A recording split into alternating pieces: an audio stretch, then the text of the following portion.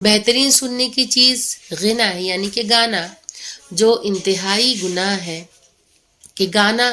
سب سے اچھی چیز شمار ہوتا ہے، لیکن وہ حرام ہے، وہ گناہ ہے۔ ایک اور چیز جو ہمارے معاشرے میں نظر آتی ہے تو یہ بہت عام ہو چکی ہے کہ آج بچہ بچہ ہر گھر میں ٹی وی ہے، ہر گھر میں جو ہے گانا زیادہ تر دیکھا جاتا ہے، اور افسوس بھی ہوتا ہے کہ جب والدین خود اپنے بچوں سے کہتے ہیں بیٹا فلاں سانگ پہ ڈانس کر کے دکھاؤ، تو کتنی بری چیز ہے کہ بچوں کو ہم ایک طرح سے انہیں موٹیویٹ کر رہے ہیں، گانے کی طرف رغبت دلا رہے ہیں، جو کہ حرام ہے، جسے انتہائی گناہ قرار دیا گیا ہے۔ اس پہ ہم اپنے بچوں سے کہیں کہ بیٹا اس پہ تھرک کے دکھاؤ، تو یہ سراسر حرام ہے۔ ہم اپنے بچوں کی پرورش کس انداز میں کریں، خیر میرا یہ موضوع نہیں ہے، لیکن ایک بات جو آئی تو میں نے اس کا ذکر کرنا اس جگہ مناسب سمجھا کہ یہ بہت بڑی برائی ہے ہمارے معاشرے کی، اس چیز کو اوائڈ کرنا چاہیے، اپنے گھر کے ماحول کو بالکل تبدیل کر دیں کہ ایسا ماحول نہ ہو کہ آگے جا کر ہمارے لیے شرمندگی کا باعث بنے۔ اے جابر، ایسی چیزوں کے لیے عاقل کیوں ٹھنڈی سانس لے؟ جناب جابر ابن عبداللہ انصاری کہتے ہیں کہ اس ارشاد کے بعد میں نے کبھی دنیا کا خیال تک نہیں کیا۔ آپ کی کسب حلال کی جد و جہد، یعنی کہ رزق حلال کے لیے، حلال کی کمائی کے لیے مولا کائنات کس طرح سے کسب حلال کر رہے ہیں، کسب معاش کر رہے ہیں، کہ آپ کے نزدیک کسب حلال بہترین صفت تھی جس پر آپ خود بھی عمل پیرا تھے۔ آپ روزی کمانے کو عیب نہیں سمجھتے تھے اور مزدوری کو نہایت اچھی نگاہ سے دیکھتے تھے کہ محنت مزدوری کرنے والا اسے کوئی کمتر نہیں سمجھ سکتا۔ مولا کائنات خود اس چیز کو پسند فرماتے ہیں کہ محدث دہلوی کا بیان ہے کہ حضرت علی علیہ السلام نے ایک دفعہ کنویں سے پانی نکالنے کے لیے مزدوری کی اور اجرت کے لیے فی ڈول ایک کھجور کا فیصلہ ہوا۔ آپ نے پانی کے 16 ڈول نکالے اور اجرت لے کر سرور کائنات حضرت محمد مصطفیٰ صلی اللہ علیہ وآلہ وسلم کی خدمت میں حاضر ہوئے اور آپ دونوں نے مل کر تناول فرمایا، دونوں نے مل کر اس کھجور کو کھایا۔ علامہ طبری کا بیان ہے کہ ایک دن حضرت علی علیہ السلام نے باغ کے سینچنے کی مزدوری کی اور رات بھر پانی دینے کے لیے جو کی ایک مقدار معین کی۔ آپ نے حسب فیصلہ ساری رات پانی دے کر صبح کی اور جو حاصل کر کے آپ گھر تشریف لائے۔ جو جناب فاطمہ زہرا سلام اللہ علیہا کے حوالے کیا، انہوں نے اس کے 3 حصے کر ڈالے اور 3 دن کے لیے علیحدہ رکھ لیا۔ اس کے بعد 1 ثلث یعنی کہ 1/3 حصے کو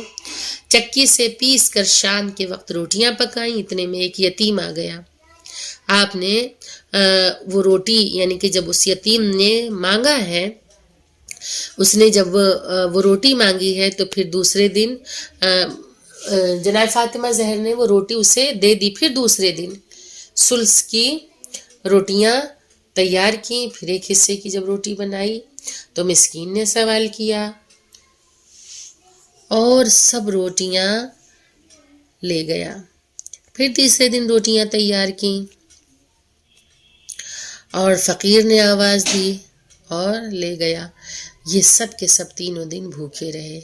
اس کے انعام نے اللہ تعالیٰ نے سورہ دہر یعنی کہ حل عطا، جسے سورہ انسان بھی کہتے ہیں، سورہ دہر بھی کہتے ہیں اور سورہ حل عطا بھی کہتے ہیں، اس سورہ کو نازل کیا اور اس میں کتنے خوبصورت انداز میں ذکر ہے کہ وَيُطْعِمُونَ الطَّعَامَ عَلَى حُبِّهِ مِسْكِينًا وَيَتِيمًا وَأَسِيرًا۔ اس کے بعد مولا کائنات میں کی جو کچھ خصوصی کمالات ہیں کہ مولا کائنات کے علاوہ اور کسی میں نہیں پائے گئے۔ یوں تو ہر انسان کی زندگی میں کچھ نہ کچھ خصوصیات پائی جاتی ہیں اور وہی اس کی شخصیت کی علامت ہوتی ہیں، لیکن حضرت علی بن ابی طالب کا معاملہ اس کے بالکل مختلف ہے اور آپ کی زندگی کا کوئی گوشہ ایسا نہیں ہے جو انفرادیت جس میں نہ ہو۔ حد یہ ہے کہ کھانے پینے سے لے کر عبادات تک ہر مقام پہ آپ کی شخصیت ایک الگ انداز میں نظر آتی ہے، ایک انفرادی خصوصیت کی حامل ہے، اور اس کا شریک دنیا کا کوئی دوسرا صاحب کردار نہیں ہو سکتا۔ کہ آپ کے بارے میں ہے کہ غذا کے اعتبار سے ہمیشہ آپ نے جو کا آٹا نوش فرمایا اور کبھی گندم کو ہاتھ نہیں لگایا۔ جو کے آٹے میں بھی یہ ہدایت تھی کہ اسے چھانا نہ جائے اور اپنی اصلی حالت میں استعمال کیا جائے، کہ جو کا آٹا جو ہوتا ہے اس کی روٹیاں سخت بنتی ہیں، لیکن مولا کائنات نے اپنی پوری زندگی بسر کر دی جو کی روٹیاں کھانے میں، کہ کبھی مولا نے دوسری غذا کو ہاتھ نہیں لگایا۔ جب تک آپ زندہ رہے آپ نے گندم کو کبھی ہاتھ نہیں لگایا، ہمیشہ جو کی روٹی ہی آپ نے کھائی۔ لباس کے اعتبار سے اگر آپ کو دیکھا جائے تو خلافت اسلامیہ کے مل جانے کے بعد بھی، اقتدار میں آنے کے بعد بھی آپ نے پیوند والے لباس پہنے، پیونددار لباس پہنے، یہاں تک کہ خود فرمایا کرتے تھے کہ اب تو رفو کرنے والے سے بھی شرم آتی ہے، کہ جب پھٹ جاتا تھا لباس تو اس لباس کو خود مولا سلنے لگے تھے، کیونکہ کیا حال تھا کہ خود آپ نے فرمایا کہ اب تو رفو کرنے والے سے بھی شرم آتی ہے کہ اب رفو کروانے لے جاؤں۔ تو اپنے لباس میں جو پھٹی ہوئی چیزیں جو ہوتی تھیں اس لباس کو مولا کائنات خود اپنے ہاتھوں سے سلا کرتے تھے۔ معیشت کے اعتبار سے اگر دیکھا جائے، اکنامکلی اگر دیکھا جائے تو بیت المال کے مال کو ہاتھ نہیں لگایا کبھی مولا علی نے، حالانکہ سب کچھ تھا ان کے ہاتھ میں، لیکن مولا کائنات اس سب سے بے نیاز تھے اور ہمیشہ اپنے زور بازو کی کمائی پر گزارا کرتے رہے۔ اگر کارناموں کے اعتبار سے دیکھا جائے تو روز اول دعوت ذوالعشیرہ کا اہتمام کرنے والے رسول خدا کی تصدیق کرنے والے سب سے پہلے آپ ہی تھے، کہ آپ کھڑے ہو کے تصدیق کرتے ہیں رسالت کی، اور ہجرت کی رات اپنی جان کو خطرے میں ڈال کر رسول خدا کی جان بچانے والے آپ ہی تھے، اور آپ ہی نے امانتوں کو واپس کر کے وقار رسالت کا تحفظ کیا تھا، کہ جب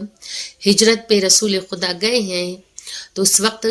کچھ امانتیں رکھوا کے گئے لوگوں کی، جسے مولا کائنات نے بحفاظت ان کے مالکین تک پہنچا دیا۔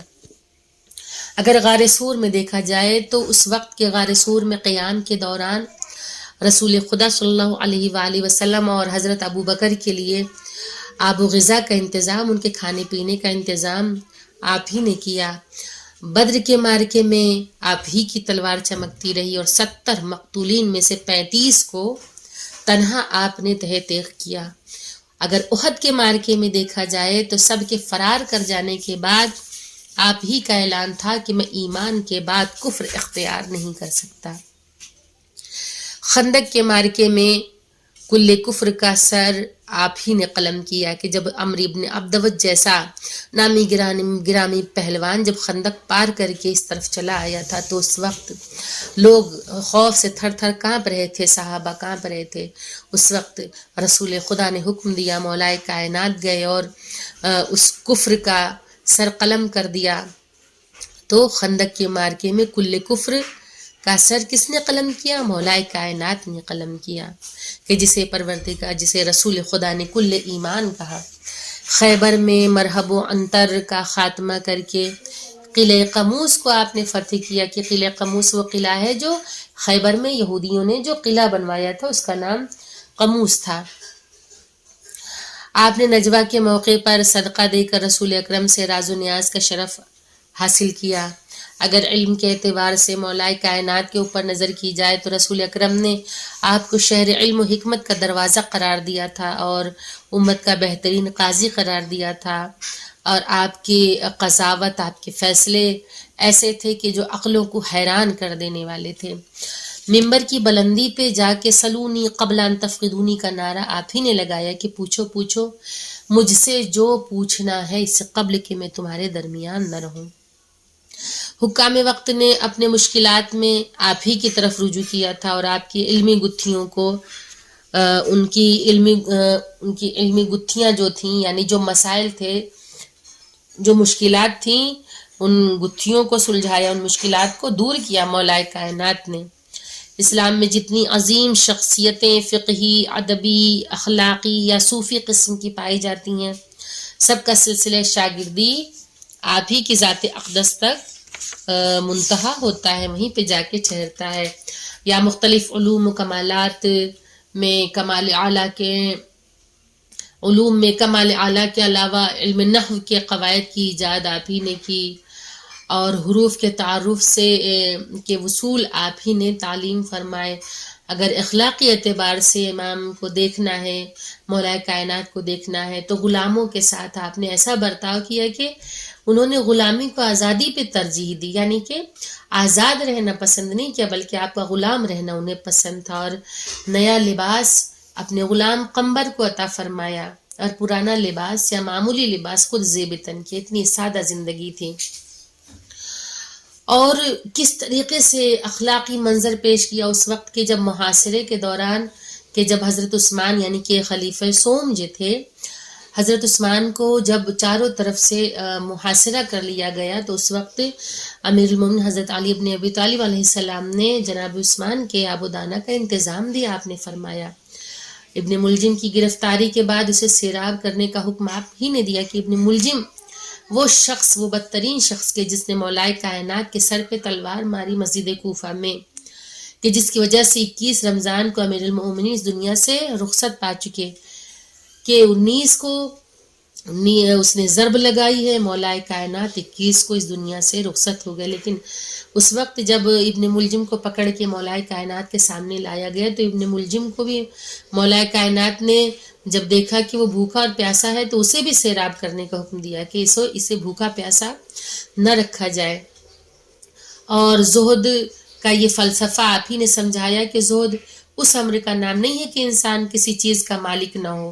زہد اس امر کا نام ہے کہ کوئی چیز انسان کی مالک نہ بننے پائے،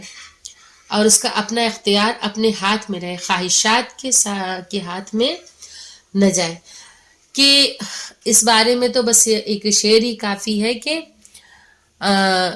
علی کو کیسے میں مولائے کائنات کہوں، اور بڑا ہے ذکر علی کائنات چھوٹی ہے، اور انسان کتنی فضیلتیں بیان کرے امیر المومنین کی جو ختم ہونے والی نہیں ہے. بہن بیٹیوں کے بہترین مستقبل کے لیے زہرا کلاسز کو جوائن کریں، اور درس قرآن کریم، درس تاریخ اہل بیت علیہ السلام اور درس احکام و مسائل شریعہ کے ذریعے